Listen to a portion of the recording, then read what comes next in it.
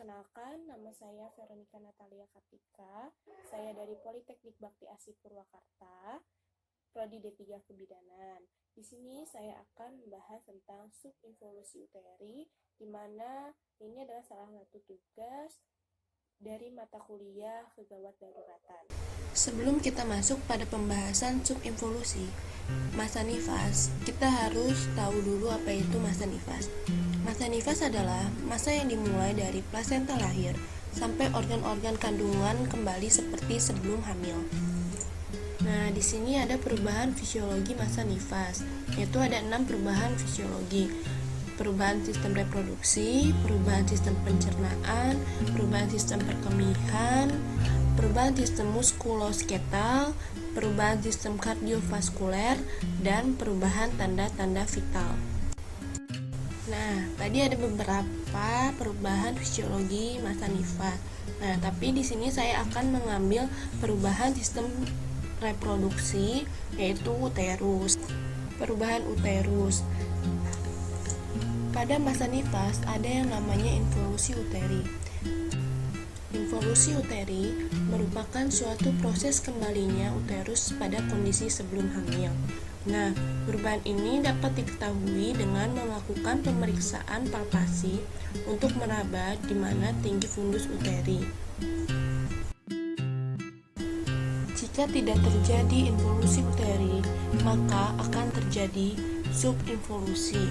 Nah, di sini kita langsung saja membahas subinvolusi.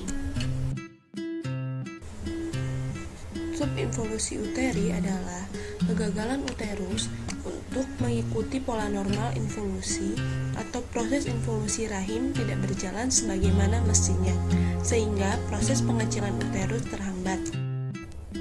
Subinvolusi menunjukkan keadaan terhentinya proses involusi. Ini diikuti oleh memanjangnya pengeluaran lohia dan perdarahan uterus yang irreguler atau berlebihan, yang terkadang sangat banyak jumlahnya.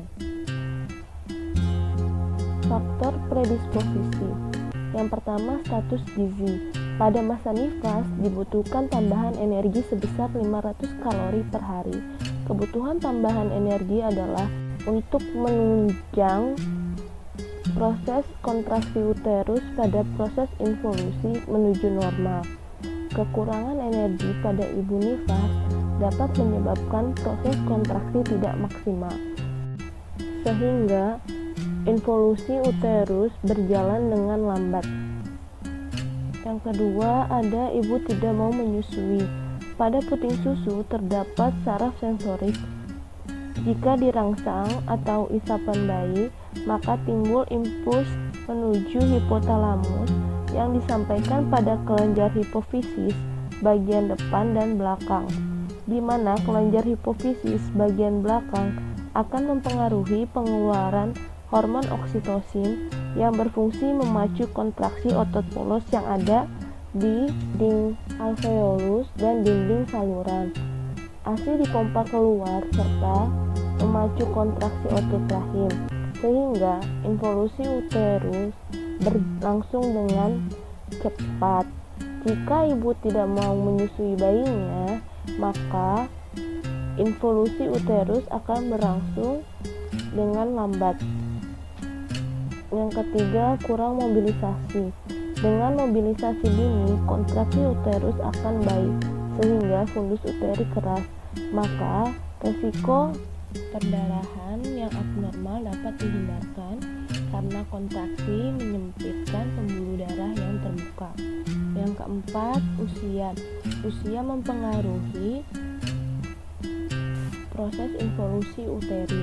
Pada usia kurang dari 20 tahun, elastisitasnya belum maksimal karena organ reproduksi yang belum matang, sehingga membuat kontraksi uterus tidak maksimal. Sedangkan ibu yang usianya lebih dari 35 tahun, proses involusi banyak dipengaruhi oleh penuaan. Yang kelima, sisa plasenta dan selaputnya. Terdapat sisa plasenta dan selaputnya dalam uterus, sehingga proses involusi uterus tidak berjalan dengan normal atau terlambat. Yang keenam, terjadinya infeksi pada endometrium. Infeksi puerperalis paling sering terjadi adalah endometritis.